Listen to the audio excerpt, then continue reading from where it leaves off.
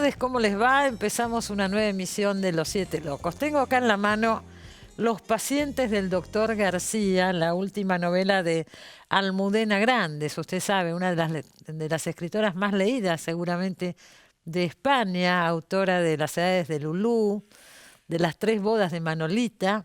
Estuvo hace unos días, esta semana, en Buenos Aires, Almudena Grandes, justamente para presentar Los pacientes del doctor García. Estuvimos con ella, le hicimos una entrevista y con esa entrevista empezamos hoy el programa. Ahí presentamos a Almudena Grandes.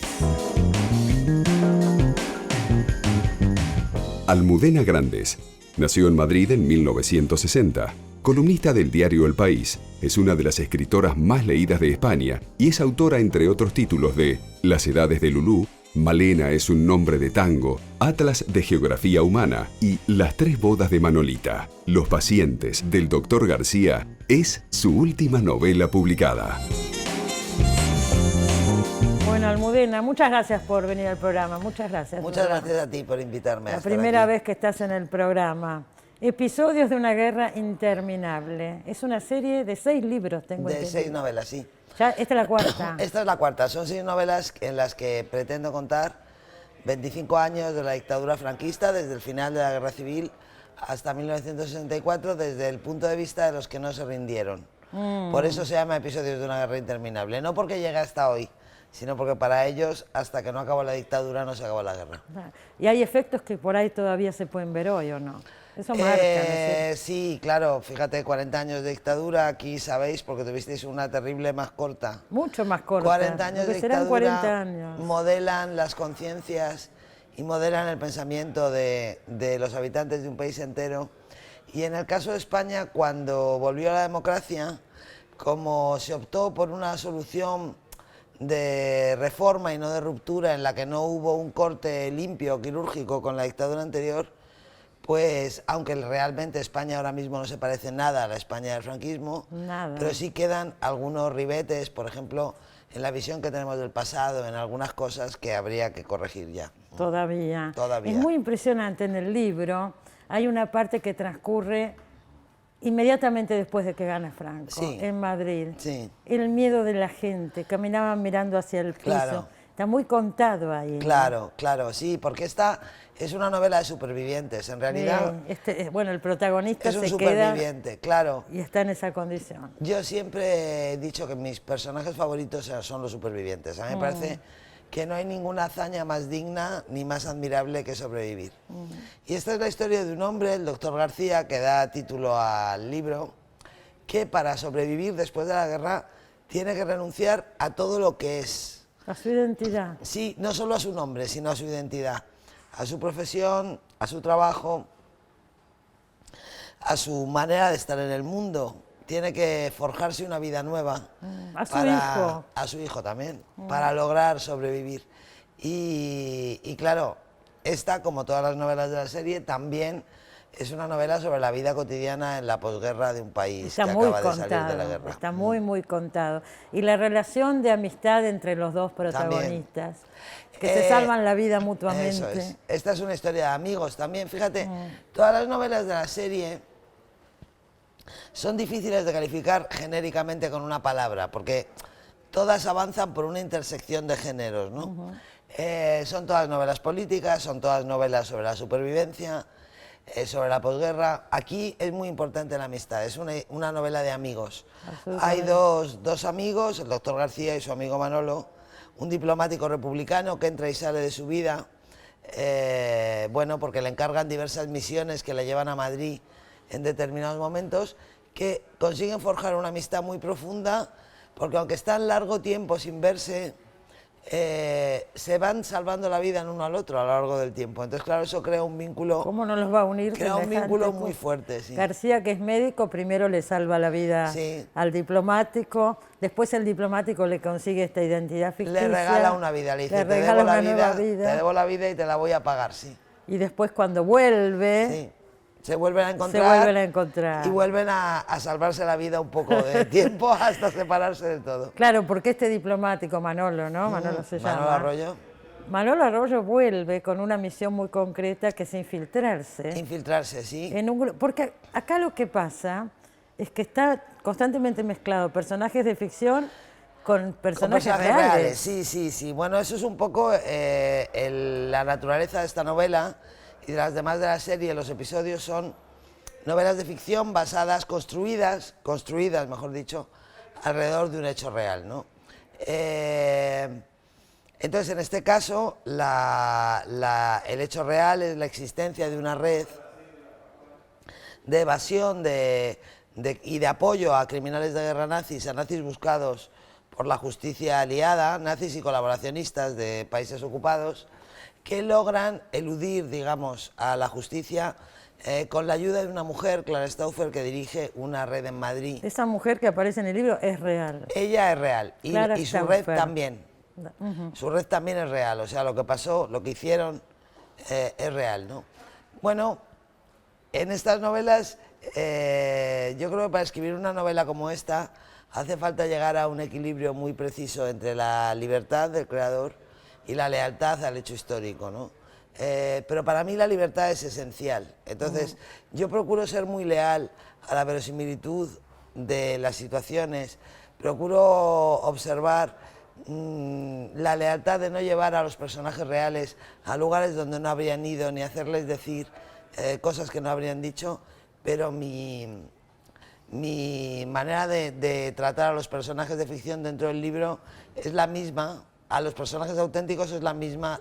Procuro tratarlos con la misma naturalidad que a los personajes de ficción, para que sean verosímiles. Pero en el libro, y esto es un plus que tiene muy interesante, pienso, está muy detallada la historia, muy contada, muy investigada, hasta hay documentos, ¿no es cierto? Sí, sí. Intercalados, Sí. O sea, uno va leyendo una novela de ficción, pero dentro está toda la historia de este periodo. Sí. Hay una serie de piezas en el libro que no son ni capítulos, son piezas muy breves, escritas en presente histórico para separarlas del resto, que cuentan hechos rigurosamente ciertos que se van ordenando en una secuencia que a lo mejor al principio para el lector es caprichosa, pero que cuando llega al final de la novela entiende lo que pasa, ¿no? Esta novela es una novela que cuenta una historia muy sorprendente para mucha gente, porque cuando pensamos en nazis fugitivos, de alguna manera todos tenemos en la cabeza lo que nos han contado las películas de Hollywood, ¿no? O sea, que los nazis son gente que huye porque les van a encontrar, porque les van a pillar, y aquí en cambio se muestra unos nazis que viven tranquilamente en España, protegidos por Franco. Claro, después en Argentina, viviendo con muchísima impunidad y con muchísima tranquilidad. Bueno, porque ahí entramos nosotros, ¿no? Entra la Argentina en el libro, pleno peronismo, entra Perón, aparece la Perón. Primera presidencia de Perón. La primera, por supuesto, a partir del 45. Y está explicado, que me gustaría que lo dijeras, ¿por qué Perón acepta que estos protegidos por Franco vengan para acá? Yo creo que Perón fue un hombre que interpretó admirablemente el espíritu de la Guerra Fría. Antes incluso de que se formulara el espíritu de la Guerra Fría, él se dio cuenta de que los malos de hoy, del hoy de 1945, los nazis, iban a ser los buenos de mañana. Y entonces él pensó... Por la contra del comunismo. Claro, claro, porque en aquel momento, claro, ocurrió una cosa que nosotros a menudo no tenemos sistematizado, y es que los nazis perdieron la guerra, pero ganaron la posguerra, porque consiguieron convencer a los aliados de que el enemigo era Stalin y de que se habían equivocado de enemigo y de que podían contar con ellos para derrotar a Stalin. Entonces, en ese contexto, el general Perón, recién ascendido a la presidencia, comprende con mucha claridad cómo van a ir los acontecimientos. Y además le interesa, eran cerebros estos. Claro, a él le interesa para que desarrollen Argentina, para convertir a Argentina en una potencia. A él le interesa importar técnicos, le interesa importar científicos, en general, gente con capacidades que puedan convertir a Argentina en una potencia, ¿no? Y al final, bueno, claro, junto con esos técnicos llegan otras personas, ¿no? Pero él comprendió enseguida cuál era el sentido de la Guerra Fría, sí. Es bastante terrible, porque vos decís en el libro, cosa que no se sabe demasiado, que los nazis que entran a la Argentina entran con nacionalidad española. Todos. Sí, sí. La especialidad de la red Stauffer, dirigida por Clara, la especialidad de Clara, era facilitar pasaporte español auténtico confeccionado para una identidad falsa a los prófugos, tanto a los que se quisieron quedar en España como a los que decidieron emigrar a un tercer país. En España, aunque existía el registro civil desde el siglo XIX, la gente no lo usaba mucho. Entonces, los documentos se hacían con partidas de bautismo. Claro. O sea, la gente bautizaba a los niños. Bueno, acá también fue así. Claro, pues bautizabas a los niños y con esa partida de bautismo luego les gestionabas la documentación.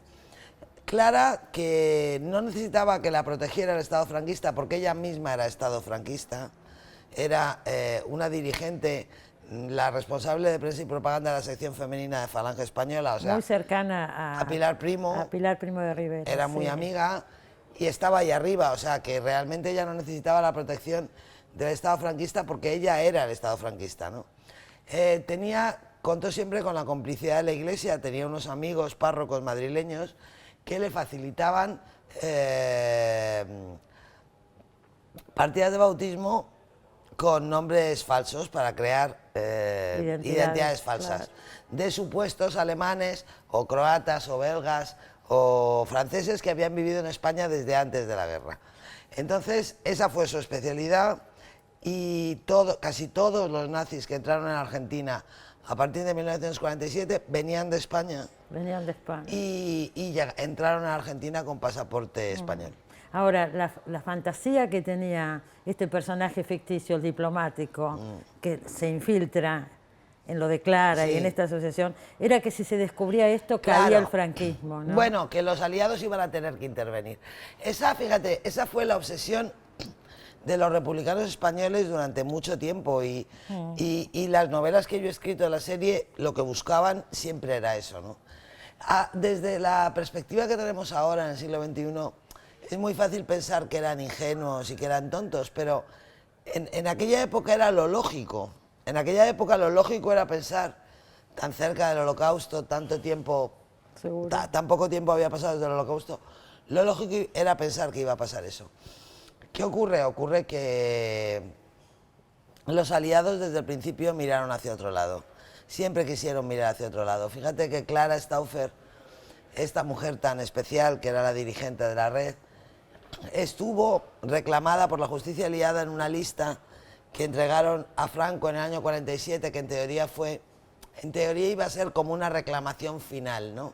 Como a estos 104 nos los tienes que dar, porque si no dejaremos de protegerte y tal. Bueno, y en la realidad Franco no entregó a ninguno y los aliados no hicieron nada. No pasó nada.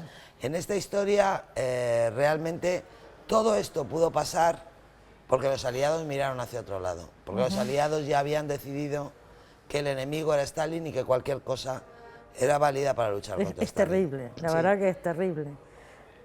Es la primera vez que te tenemos en el programa y yo quiero aprovechar un poco para hablar un poquito de tu carrera, de tu vida. Vos sos columnista política, además. También, sí. En el diario El País, he leído varias notas. Hablaste bastante en tus últimas notas de la crisis en Cataluña. Bueno, no queda más remedio. Sí, no queda más remedio. Quiero decir, es que en España lo único que ha pasado en los últimos meses ha sido la crisis catalana, o por lo menos lo único que ha pasado en teoría, porque las banderas han servido para tapar muchas cosas, ¿no? Banderas de un lado y de otro. Las banderas siempre son muy útiles para tapar cosas. Sin duda. Vos decís que no sos neutral ni en la literatura ni en la política, ¿no es cierto? No, y hablas de que en la literatura española hay una tendencia a la neutralidad. Sí, yo creo que en la literatura española lo que hay es como una corrección política encubierta, bueno, que ha consagrado que para quedar bien lo mejor es escribir desde la premisa de que en la guerra civil todos fueron horribles, todos hicieron cosas horribles, no hubo buenos y no hubo malos y todo fue horrible, ¿no? Y yo lo que digo es que yo creo que un escritor no tiene por qué ser neutral. Yo estudié historia en la universidad, así que he reflexionado mucho en mi vida sobre la objetividad y sé que la objetividad es una quimera. Pero aparte de eso, yo creo que entre los atributos de un novelista no está la neutralidad, ¿no? Porque además la literatura, el territorio de la literatura es la emoción y escribes desde las emociones, con lo cual Entonces, yo sí es verdad que no escribo novelas de la equidistancia. España es un país muy raro, es el único país del mundo donde hubo una vez una guerra entre fascistas y demócratas y todavía no se... Hay algunos que dicen que todavía no se sabe quiénes eran los buenos y quiénes eran los malos. Yo sí sé quiénes eran los buenos. Y no hablo de historias personales, porque desde luego buenas personas y malas personas hubo en los dos bandos, sin duda, ¿no? Pero hablo de los valores que representaban los republicanos, que tienen mucho que ver con los valores que ahora mismo definen como país a la sociedad española, los valores de un Estado de Derecho legal, democrático, social, y en el otro lado lo que había eran unos generales que dieron un golpe de Estado para acabar con la democracia e instaurar un Estado totalitario. O sea que yo ahí no tengo ningún problema en decir que no soy neutral. No, pero pensaba, por ejemplo, Javier Cercas, no es neutral, pero él trata siempre, lo hemos tenido acá varias veces, es muy leído en la Argentina también, por eso lo cito. Él trata como de comprender humanamente los dos bandos, aunque se manifiesta republicano, por supuesto. Pero yo no dejo de comprender humanamente los dos bandos, ¿eh? O sea, yo en esta novela incluso soy piadosa con Clara, que trabajaba claramente para el mal. Sí, ¿no? sí. Eso no quiere decir nada, eso no tiene que ver con... Intentar comprender no tiene que ver con formular verdades categóricas. Se puede intentar comprender y estar absolutamente convencido de que las cosas son de una manera, ¿no? Tu primera novela fue una novela erótica, Sí. ¿no es cierto? Las edades de Lulú. ¿Por qué empezaste con una novela erótica? Para presentar, era un concurso, ahora no se da más, me parece. No, La hace sonrisa años, vertical. hace muchos años Pero que bueno, no se acá da. también se lo conocía mucho. Un concurso de la editorial Tusquets de novela erótica. Sí, bueno, pues yo fíjate, yo cuando empecé a escribir esa novela, yo quería escribir otra novela. Pero como suele ocurrir a menudo con las primeras novelas, esta se fue por donde quiso. Y yo tenía la intención, yo quería escribir una novela como las que Boris Vian escribió con el seudónimo de Vernon Sullivan, que son unas novelas muy límite entre la novela negra y la novela erótica, unas novelas muy gamberras. Y bueno, él escribió una novela que se llama Con las mujeres no hay manera, en las que un niño pijo de Neuilly es secuestrado por una banda de delincuentes lesbianas, y yo pensé darle la vuelta a eso, ¿no? Entonces contar la historia de una mujer burguesa, normal, entre comillas, convencional, secuestrada por, bueno, que se siente atraída por una banda de homosexuales. Por eso la novela empieza como empieza. Pero luego, cuando me encontré con ella, me interesó mucho más ella que mi idea inicial, y la novela fue por donde le dio la gana a ella, ¿no? Tuvo mucho éxito esa novela. Sí, bueno, pero esa novela tuvo mucho éxito porque yo creo que es una novela que reflejó muy bien, y eso lo veo ahora, porque en aquella época no lo veía, pero reflejó muy bien el espíritu de una época. O sea, es una novela de los 80. El destape español. Claro, de la movida, me gusta más decir, Sí, porque el destape era otra cosa. Era más... Pero bueno, en cualquier caso, nosotros... Yo, por ejemplo, yo nací en 1960. A mí me educaron para vivir en un país que cuando yo me hice adulta ya no existía, ¿no? Esa fue mi suerte y... Mejor así, es lo que te iba a decir. Sí, y también mi desgracia, porque no tuvimos nunca modelos ni instrumentos para orientarnos, ¿no?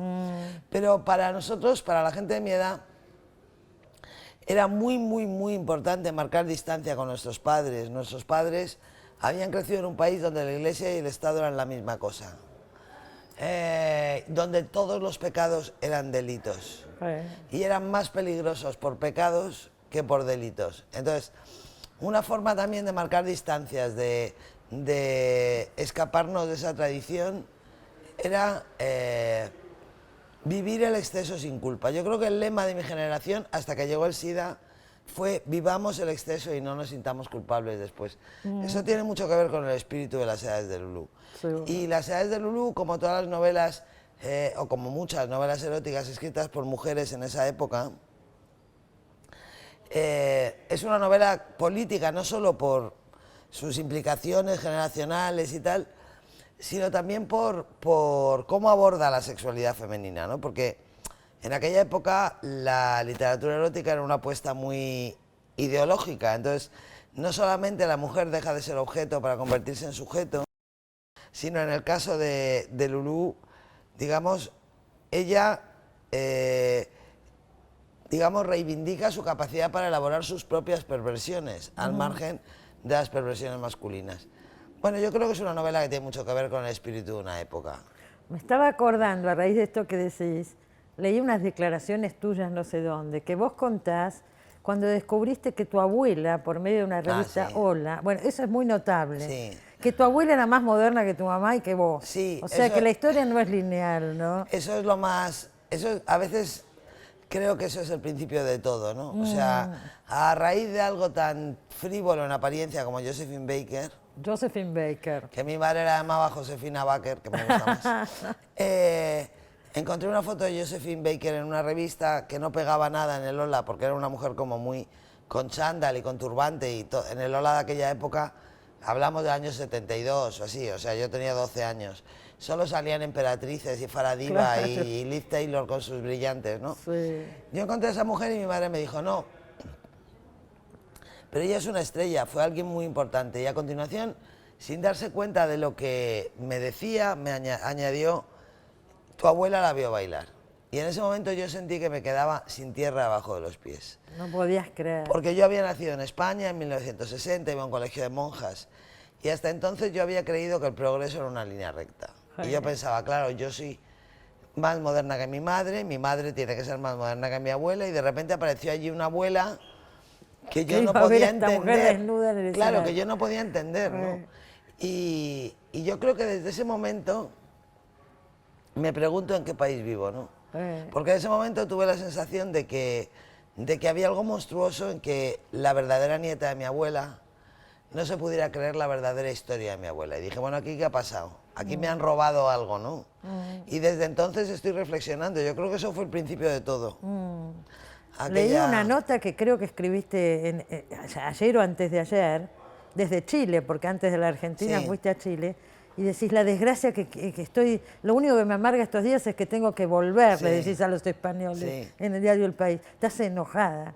No, estoy No, y aparte cansada. idealizás, porque decís que en Chile veías a todo el mundo con la cara feliz. Bueno, es que no sabes cómo están los españoles ahora mismo. Perdona, yo ahora voy andando por la calle, voy a los restaurantes y en cada mesa se habla de una cosa distinta.